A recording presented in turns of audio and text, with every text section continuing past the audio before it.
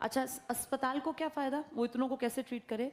ये मुफ्त में कंफर्म हो गया कि इतने मरीज तो मेरे पास आएंगे ही आएंगे, तो उतने उतने का पैसा, मान लो इसके पास 100 मरीज पहुंचे, सरकार का जो कार्ड लेके पहुंचे, तो ये जो एमआरआई 10,000 का करता है, सरकार ने इससे पहले ही वो कर रखे, भाई देख 10,000 हम देंगे नहीं, हम देंगे जितना का तुझे मिनिमम पड़ता है उससे थोड़ी सी ऊपर।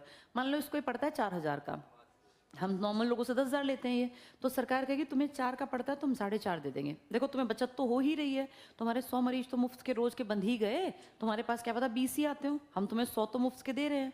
तो इसको दिखता है कि यार चलो बंधी बंधाई कमाई होगी, ठीक है, मेरा भाई इतना बड़ा भरा हुआ अस्पताल दिखेगा, ये दिखेगा कि हाँ बहुत लोग हैं, ये अपना फायदा देखता है।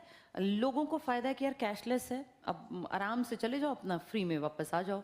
और सरकार को दिखता है कि कुछ अगर इस तरह से बीमा के नाम पे लोग थोड़ा थोड़ा थोड़ा थोड़ा जमा कराएंगे, करोड़ों लोग, अगर मान लो इंडिया में 100 करोड़ लोग बीमा लेते हैं और सिर्फ 100 रुपए देते हैं, तो ये इमेजिन करो, ये इतना रुपया सरकार के पास चला भी तो गया बेटा, है ना। अब सब तो बीमार नहीं होंगे ना, बहुत लोग, बीमा से पता है क्या फायदा होता है, बीमा कंपनी को मुफ्त के रुपए भी तो मिलते हैं। तुमने अपनी बाइक का बीमा कराया, उस बाइक के बीमा को तुम सेफ फील करते हो कि मेरी बाइक में कुछ दिक्कत आई तो बीमा है मेरी बाइक का, भाई मुझे नई बाइक मिलेगी या जो भी होगा। लेकिन तुम ये देखो कितनी बार ऐसी जरूरत पड़ती है, तुम बाइक का बीमा हर साल कराते हो, गाड़ी का बीमा हर साल कराते हो, और बीमा में तुम 2, 4, 5 हज़ार कुछ तो देते ही होगे ना, जितने भी हजार गए, सोचो करोड़ों लोग उतने रुपए इकट्ठे करके हर साल एक कंपनी को दे देते हैं, कंपनी वो सारा रुपया लेके शेयर मार्केट में जगह जगह बढ़िया जगह इन्वेस्ट करती है, जहां से उसको बढ़िया रिटर्न आते हैं। मान लो उन 1,000, 10,000 लोगों में से 10-20 की बाइक चोरी भी हो गई, नई भी देनी पड़ गई, तो क्या फर्क पड़ा बेटा, इतना रुपया इकट्ठा उसको मिल गया, उसने उससे कई गुना रुपया और ज्यादा कमा लिया। तो बीमा कंपनी को फायदा है, उसको इतना इकट्ठा रुपया मुफ्त में मिलता है बिना किसी शर्त के। आम आदमी को फायदा, उसको सेफ लगता है कि पूरे साल मुझे चिंता नहीं है, बाइक चोरी हो, टूट फूट हो, कुछ भी दिक्कत हो, मेरे पीछे बीमा कंपनी है। तो कंपनी का भी फायदा, आदमी का भी फायदा, ऐसे चल रहा है ये सारा बिजनेस। ऐसे ही ये अस्पतालों का बिजनेस है। जैसे बहुत लोग मेडिकल इंश्योरेंस लेते हैं, मेडिकल इंश्योरेंस में क्या करते हैं, एक परिवार में मान लो 4 लोग हैं, भाई ABCD, बाप बेटा माँ और उनकी बेटी, चारों का मेडिकल इंश्योरेंस ले लिया, साल के इन लोगों ने 20,000 रुपए जमा कराए, भाई 5-5 पर हेड मान लो, उस 5,000 में 20,000 गए इनके। इन्होंने ये बीमा लिया था सन 2001 में, अब आ गया 2025, तब ये बिल्कुल जवान ही है अभी ये बच्चे कोई 10 साल का है, कोई 15 साल का है, ये माँ बाप 45 के 50 के, अब ये 25 साल से रुपए दे रहे हैं, कितने कितने हजार, 20-20 हजार, क्या पता इनको कोई बीमारी हुई ना हो। अब वो 20-20 हजार गुणा 25 साल कर दो, इतने रुपए इन्होंने एक कंपनी को दे दिए, कितने रुपए गए। अगर इनमें से कोई अगले साल बीमार हो भी गया और मान लो उसके 50-60 हजार या लाख 1.5 लाख लग भी गए, तो भी तो बेटा कंपनी को फायदा हुआ। रोज थोड़ी कोई बीमार होता है, वो तो कभी गलती में कोई बीमार हो जाता है, कंपनी को फायदा, इतने रुपए 25 सालों से आए जा रहे हैं आए जा रहे हैं, वो इनके रुपए को रख नहीं रही, वो इनके इस सारे अमाउंट को कहीं ना कहीं इन्वेस्ट कर रहे हैं, और वो 25 साल से उस इन्वेस्टमेंट का पैसा खा रहे हैं। तो क्या हो गया, एक आधा बीमार हो गया तो उसको दे देंगे, और ऐसा एक परिवार नहीं कर रहा, ऐसे करोड़ों परिवार कर रहे हैं। तो इमेजिन करो कितने करोड़ों रुपए इस बीमा, इस हेल्थ इंश्योरेंस कंपनी के पास आ रहे हैं।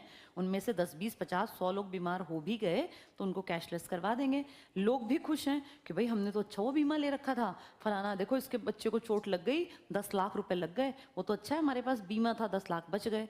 अब वो फायदा देखते हैं कि हमारे 10 लाख बच गए, और ठीक भी है, एकदम से 10 लाख कहाँ से लाते, 20-20 हजार जमा कराना आसान है। कंपनी को दिख रहा है यार इन्होंने मुझे 25 साल रुपया दिया, आज इनका बेटा बीमार हो गया तो मेरी जिम्मेदारी है मैं 10 लाख रुपए दे दूं। कंपनी अपना फायदा देख रही है, परिवार अपना, दोनों का फायदा हो रहा है। इस तरह ना बेटा इकोनॉमी आगे बढ़ती है, क्योंकि ये सर्विस सेक्टर है, इंश्योरेंस सर्विस में आता है ना, इसमें सबका फायदा हो रहा है, देश आगे बढ़ रहा है, आम आदमी भी खुश है कि भाई मुझे डर नहीं है, मेरे पीछे मैंने तो हेल्थ इंश्योरेंस ले रखा है, कंपनी खुश है कि हमें फ्री का करोड़ों रुपया हर महीने जनता दे देती है, और वो इन्वेस्ट करके मार्केट में कितने लोगों को काम भी मिल रहा है। तो ये सारा ना सिस्टम चल रहा है, और ये अच्छी बात है। जितने देश एडवांस्ड होंगे वो उतना मेडिकल इंश्योरेंस का या इन चीज़ों का इस्तेमाल करेंगे। ये सारी चीज़ें सर्विस में आती हैं, ट्रांसपोर्टेशन भी किस में आता है, तो जो देश जितने एडवांस्ड होते हैं वो सर्विस उतनी ज्यादा इस्तेमाल करते हैं। गरीब आदमी खेती के सेक्टर की तरफ भागता है, देश जितना आगे बढ़ेगा टर्शरी सेक्टर सर्विस क्लास की तरफ जाएगा। चलो पढ़ो। तो ये कह रहे हैं हरियाणा कैशलेस चिकित्सा सहायता योजना, ये सुविधा राज्य के लाभार्थियों को सरकारी अस्पतालों, अंडरलाइन कर लो, वहाँ तो फ्री होता ही है सरकारी में, तो मेडिकल कॉलेजों और सरकार के पैनल पर 67 अस्पतालों को उपलब्ध होगी। ये नंबर ज़रूरी नहीं है क्योंकि ये बढ़ जाता है, बताने का मतलब है कि ये मुफ्त में मिलेगी हर जगह। आगे पढ़ो। इसमें कर्मचारियों और पेंशनर्स को 5 लाख रुपए, इसको अंडरलाइन कर लो, 5 लाख रुपए, बस पढ़ो आगे, तक के बिलों का भुगतान करने से मुक्ति मिलेगी। यानी कितने तक का बिल नहीं आएगा? 5 लाख। किसी नॉर्मल परिवार में 5 लाख बहुत बड़ी बात होती है बेटा, एकदम से 5 लाख रुपए बच गए तो आदमी खुश है। इसके बाद पढ़ लो, इसके तहत मरीज को कोई हृदय में, हार्ट में प्रॉब्लम हो जाए, कोई मस्तिष्क में दिक्कत, ब्रेन स्ट्रोक टाइप की चीज़ हो जाए, कोई रक्तस्राव, बिजली का झटका, कोमा, तीसरे चौथे स्तर के कैंसर और दुर्घटनाओं सहित 6 जानलेवा स्थितियों में कैशलेस सुविधा। कहने का मतलब है उसे पैसे जमा नहीं कराने, 5 लाख तक का उसका खर्चा सरकार दे देगी। तो अच्छी बात है ना, इतनी जिम्मेदारी सरकार निभाए। सेकेंड हाफ में आ जाओ।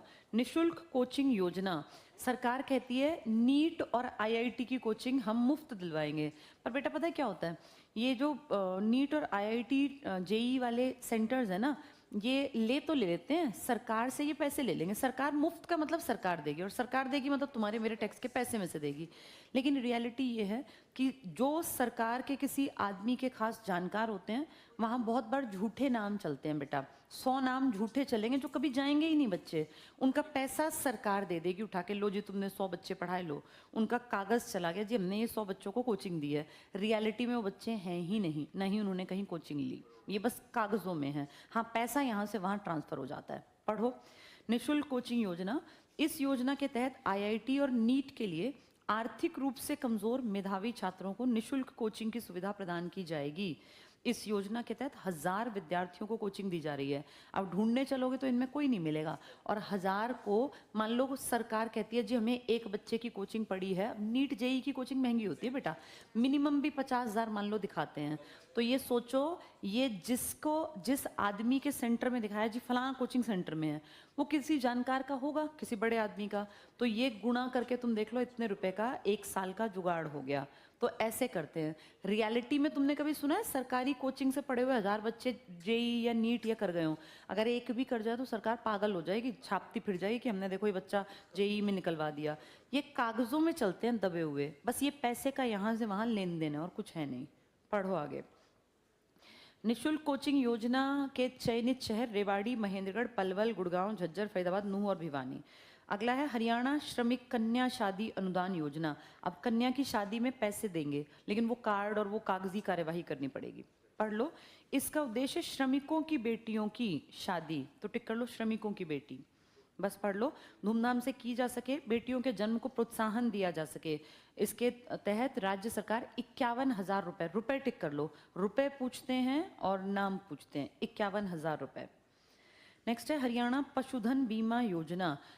पशु भी एक धन है ना, जैसे खेती को तो तुमने मेरी फसल मेरा ब्यौरा में लिखवा दिया, जानवर बेटा कई बार देखा है ऐसी बीमारियां आती है मर जाते हैं। अभी लास्ट ईयर याद है हम वो लंपी गाय में नहीं आई थी लंपी, उनको पूरी बॉडी पे वैसे जैसे हमारे में माता आती है, और लगभग गाय मर गई थी, बहुत गाय मरी। तो ऐसे गाय या भैंस लाख लाख रुपए की हैं, ये एक भैंस 1 लाख 1.5 लाख की, मान लो बीमारी से मर गई तो ये कहा गया कि जानवरों का भी बीमा करवा दो। जानवरों के बीमा में 100 रुपए 200 रुपए जितना भी डिसाइड किया उतने रुपए जमा कराओ, फिर इतने साल तक के लिए तुम्हारा जानवर सेफ हो गया। अगर मर गया तो सरकार उसके बदले पैसा देगी। ऐसे तो हर अमीर आदमी 20 भैंसे बांध ले और बीमा करा दे, 2000 को खुद ही मार दे। ऐसा नहीं करना, क्योंकि ये बीमा सबके लिए है ही नहीं, ये उनके लिए जो गरीब आदमी पालते हैं, बेसिकली एससी।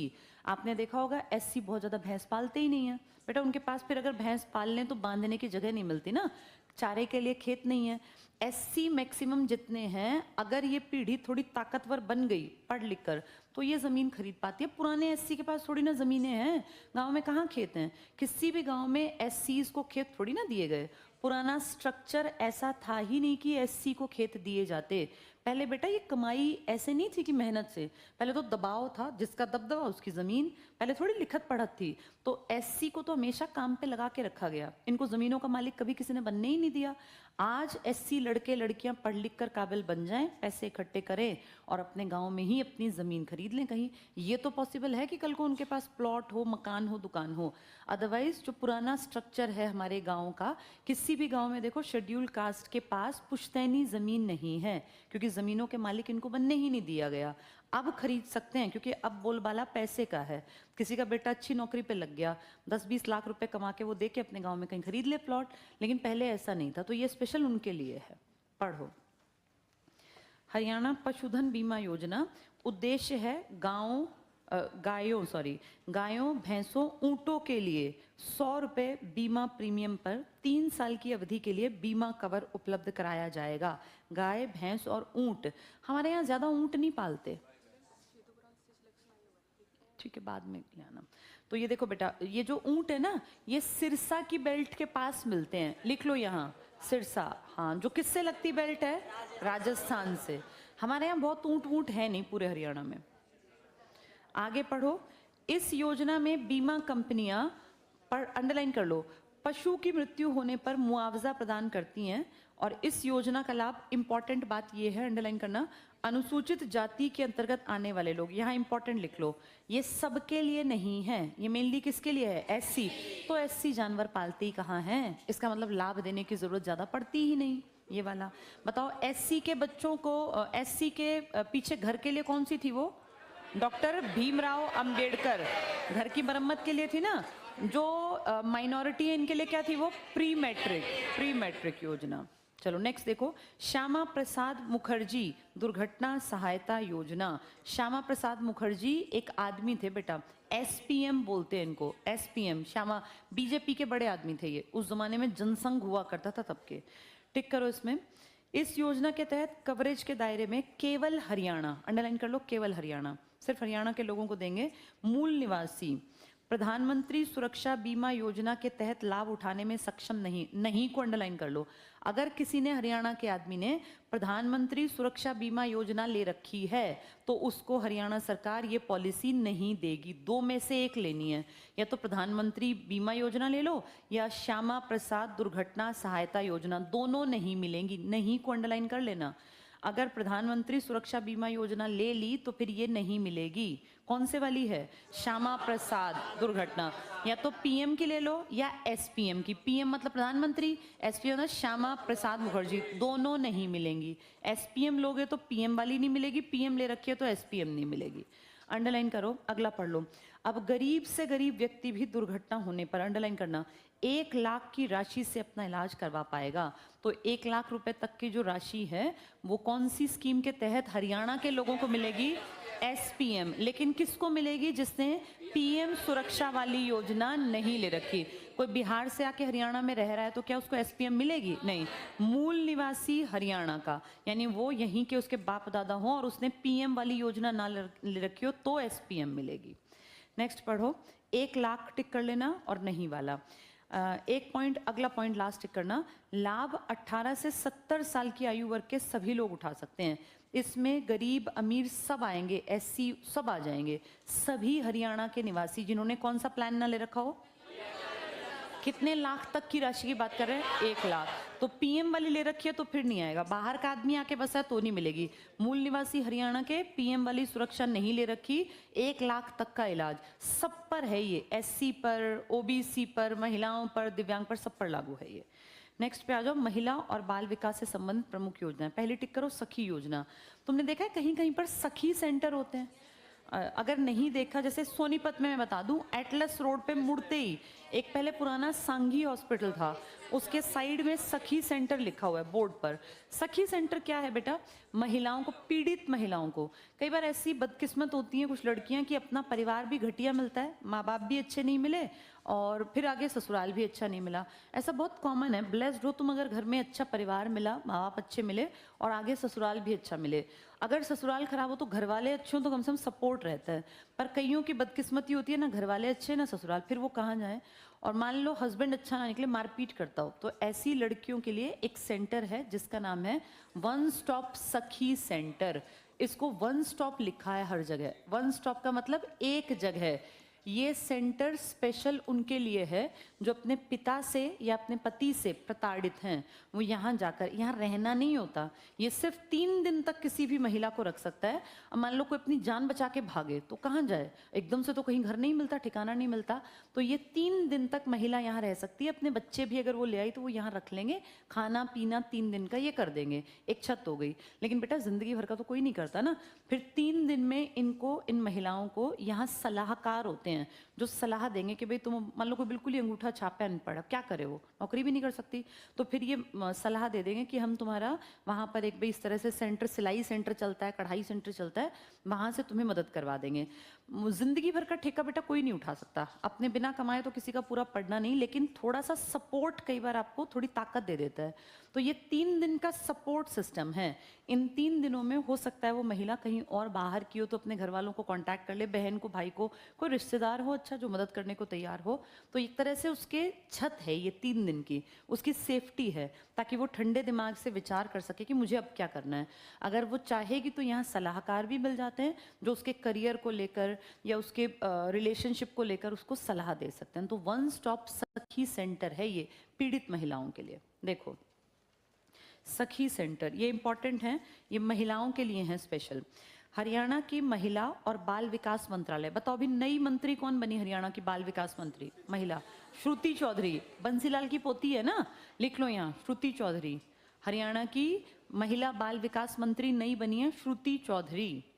चौधरी बंसीलाल जी की पोती हैं। ये बंसीलाल जी सीएम रहे थे हरियाणा के, तो बड़ी बात है, सीएम की पोती हैं। जैसे ये बैकग्राउंड बना बनाया मिल जाता है ना बेटा। अब जिसके दादा हरियाणा के निर्माता थे उसके लिए कैबिनेट में, मिनिस्ट्री में जगह बनाना बड़ी बात थोड़ी ना है, बैकग्राउंड इतना स्ट्रांग था। तो बंसीलाल की पोती। महिला और बाल विकास मंत्रालय, आगे पढ़ो, द्वारा महिलाओं को सुरक्षा और सहायता देने किसी भी प्रकार की पीड़ित महिला, अंडरलाइन करो पीड़ित महिला, एक तो मंत्रालय पूछेंगे, एक प्रोजेक्ट का नाम, योजना का नाम, और एक कौन सा वर्ग, पीड़ित महिला। आगे पढ़ लो, को राहत देने हेतु इसकी शुरुआत जून 2017 में, 17 टिक कर लो, 17 से ये सेंटर चल रहे हैं, वन स्टॉप सखी सेंटर पीड़ित महिला के लिए। लेकिन ये हमेशा नहीं रखेंगे, सिर्फ ये 3 दिन रखते हैं, उसके बाद फिर अपना देखो कहाँ जाना है, क्या करना है। अंडरलाइन कर लो, योजना पति और पिता से पीड़ित महिलाओं को सुरक्षा प्रदान करेगी। 1 मिनट, नई वाली बुक में शायद एक्स्ट्रा भी दिया हुआ है ना कुछ, हाँ 1 मिनट, नई वाली बुक में 1-2 चीजें एक्स्ट्रा भी थी। मैं वो पुराने वाली जो किताब हो ना बेटा वो लोग लिख लेना, पहले ये सखी कर लो फिर पढ़ा देती हूँ। सखी को अंडरलाइन कर लो, पिता और पति से पीड़ित महिलाओं को सुरक्षा प्रदान, ठीक है। श्रुति चौधरी ने क्या किया, पहले ये कांग्रेस में थी बेटा, इन्होंने पार्टी बदली और पार्टी बदलने का फायदा मिला, कौन सी मंत्री बन गई, महिला और बाल विकास। कांग्रेस में रही, बंसीलाल जी कांग्रेस के तो आदमी थे, बंसीलाल राइट हैंड थे एक जमाने में इंदिरा गांधी का। बंसीलाल जी के टाइम में हरियाणा 100% इलेक्ट्रिफिकेशन करने वाला देश का पहला स्टेट बना था। इंदिरा गांधी के मतलब ये लगा लो राइट हैंड की तरह काम किया। आज उनकी पोती, जिसने देखा मेरे दादा ने कांग्रेस के लिए काम किया, उसने पूरी जिंदगी कांग्रेस के लिए अपना जीवन लगा दिया लगभग, उनकी पोती ने अब जाके बीजेपी ज्वाइन कर ली और फायदा उठाया, आज कैबिनेट मिनिस्टर है हरियाणा की। तो ऐसे होता है बेटा, दल बदल कर लेना, लेकिन दल बदल उन्होंने इलेक्शन से पहले कर लिया। तो आईएनसी में थी, इंडियन नेशनल कांग्रेस में, अब बीजेपी की बन के जीत के और आज मंत्री के पद पर बैठी हैं, कैबिनेट मंत्री। चलो इसके बाद ये जो प्रधानमंत्री मातृत्व वंदना योजना, ये पुरानी बुक्स में नहीं है, नई में है, देखो महिला बाल विकास में प्रधानमंत्री मातृत्व वंदना योजना मिल गया, नाम से पहचानो, पुरानी में नहीं है क्योंकि चला ही अभी है ये। प्रधानमंत्री क्या है नाम, मातृत्व वंदना योजना, इसको समझ लो, बाद में अपने आप लिख लेना। जिनके पास ना लिखे वो लिख जरूर लेना, नई स्कीम्स आती हैं बोर्ड पर देखो। पीएम का मतलब कि फंड आएगा बाहर से, पीएम कोष से मिलेगा, और मातृत्व वंदना यानी ये माँ के लिए है, और माँ जो महिला है, गर्भवती महिला जो अभी मातृत्व की तरफ चल रही हैं, उनके लिए बेसिकली ये है, उन लोगों को अच्छी डाइट मिले, अच्छा खाना मिले, इसके लिए। अब घर में ना हो खाने को तो क्या करें, फिर इसके लिए कुछ उनको पैसे दे दिए जाते हैं ताकि वो अपना खाने पीने का, बेसिक चीज़ों की ज़रूरतों का ध्यान रख सकें। तो ये मातृत्व वंदना योजना ये प्रधानमंत्री ने चलाई, मोदी जी के समय में चली है। ये अंडरलाइन कर लो, नई किताब वाले पुराने वाले लिख लेना बाद में। देखो इसमें क्या कहते हैं, प्रधानमंत्री मातृत्व वंदना योजना, पहला इसका नाम था इंदिरा गांधी मातृत्व सहयोग योजना। तो ये पहली बार चली है या पहले भी थी? बस पहले कांग्रेस के राज में थी, नाम क्या था? इंदिरा गांधी। अब पीएम ने कर दिया प्रधानमंत्री का नाम, कुछ ज्यादा फर्क नहीं है। राष्ट्रीय खाद्य सुरक्षा अधिनियम 2013 के अनुरूप, यानी जिसमें सबको खाना मिले, उस योजना की तरह 1 जनवरी 17 से राज्य के सभी जिलों में, अंडरलाइन कर लो, 17 से राज्य के सभी जिलों में, कुछ नहीं किया बेटा, नाम बदल दिया। पहले इसका नाम था इंदिरा गांधी, अब इसका नाम कर दिया प्रधानमंत्री। नेक्स्ट चेक करना, इस योजना के अंतर्गत ये इंपॉर्टेंट है, कौन कौन इंक्लूड हैं? गर्भवती और दूध पिलाने वाली महिलाओं के बीच, यानी माओं के बीच स्वास्थ्य संबंधी व्यवहार और पोषण में सुधार के लिए माताओं को 5,000 रुपए की राशि 3 किश्तों में, अंडरलाइन कर लो, 5,000 रुपए 3 किश्तों में दिए जाएंगे। जैसे एक बार 2,000 दे देंगे, फिर 1,500, फिर 1,500, एक साथ 5,000 देंगे तो उनके बहुतों के पति जो नशेड़ी होते हैं छीन के ले जाते हैं बेटा पैसे, तो इनको 3 किश्तों में देंगे कि अपने खाने पीने का ध्यान रखो। ये सिर्फ गर्भवती महिलाओं को या जो फीडिंग मदर्स हैं उनके लिए हैं, ताकि उनके बच्चों को पोषण मिल सके। कितने रुपए देंगे? 5,000, 3 किश्तों में देंगे। आगे पढ़ना, भारत सरकार द्वारा 1 अप्रैल 2022, ये डेट इंपॉर्टेंट है, 1 अप्रैल 2022 के से इसमें विस्तार किया गया और वर्ष 2022 से इस योजना का लाभ, अंडरलाइन करो, गर्भवती महिलाओं के पहले 2 जीवित बच्चों पर दिया जाता है। अब कोई 5 बच्चे पैदा करके 5-5 हजार रुपए मांगने लगे तो फिर सरकार हमारे बस की नहीं है, 2 बच्चों पर हम रुपए देंगे तुम्हें, ये टिक कर लो। बशर्ते कि दूसरा बच्चा लड़की हो, और जीवित बच्चों पर मिलेगा, जो मर आ गए उनके पैसे नहीं मिलेंगे, ठीक है। तो पहली बात तो सरकार चाहती है जनसंख्या ज्यादा ना बढ़े, तो सिर्फ कितने बच्चों का देगी? 2। ऐसे बेटा सब जगह है, ये सिर्फ गरीबों के लिए मत समझो। एक चीज हमारे देश में मैटरनिटी लीव होती है जो माओं को मिलती है, मैटरनिटी लीव, ये 6 महीने की मिलती है। हर सरकारी संस्था में काम करने वाली महिला को बच्चे के जन्म से चाहे तो वो पहले भी ले सकती है, 2 महीने पहले ले ले, 4 महीने बाद में, उसकी मर्जी। मैटरनिटी लीव एक तरह का हक है किसी भी महिला का, प्राइवेट में नहीं, वो तो निकाल देंगे, सरकारी में। सरकारी संस्थान में कोई भी टीचर है, डॉक्टर है, क्लर्क है, बैंक में है, रेलवे में, कहीं भी काम करती है, पुलिस में, 6 महीने की छुट्टी उसका हक है। ये 6 महीने की छुट्टी विद सैलरी मिलेगी, उसके अकाउंट में पैसे एज इट इज आएंगे।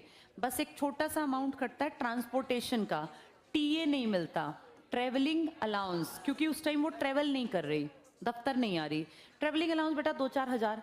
अगर किसी की तनख्वाह मान लो 50,000 रुपए महिला की, तो उसको 47,000 के आसपास अकाउंट में 6 महीने तक आते रहेंगे अपने आप, उसे कहीं नहीं जाना, आराम से घर बैठिए तब भी आ रहे हैं। सरकारी नौकरी के असली फायदे यहीं दिखते हैं, कुछ नहीं कर रहे हैं तब भी पैसे आ ही रहे हैं। ये जो है ना बेटा, ये मैटरनिटी लीव है, तो मैटरनिटी लीव मिलेगी ही मिलेगी। अब कोई 5-4 बच्चे पैदा करेगा तो नहीं मिलेगी, 2 बच्चों पर है, 2 बच्चे पर नहीं, ऐसा मैटरनिटी हर पे मिलेगी, बेटा हो बेटी हो। मैटरनिटी लीव में लिंग फर्क नहीं पड़ता, बेटा हो या बेटी हो, 2 बच्चों पर ये मिलेगी ही मिलेगी। तीसरे बच्चे के टाइम मैटरनिटी लीव नहीं मिलती, वही बता रहे हैं ये टिक कर लो। 2 जीवित बच्चों पर दिया जाता है बशर्ते कि दूसरा बच्चा लड़की हो, ये तो वंदना वाली बात कर रहे हैं।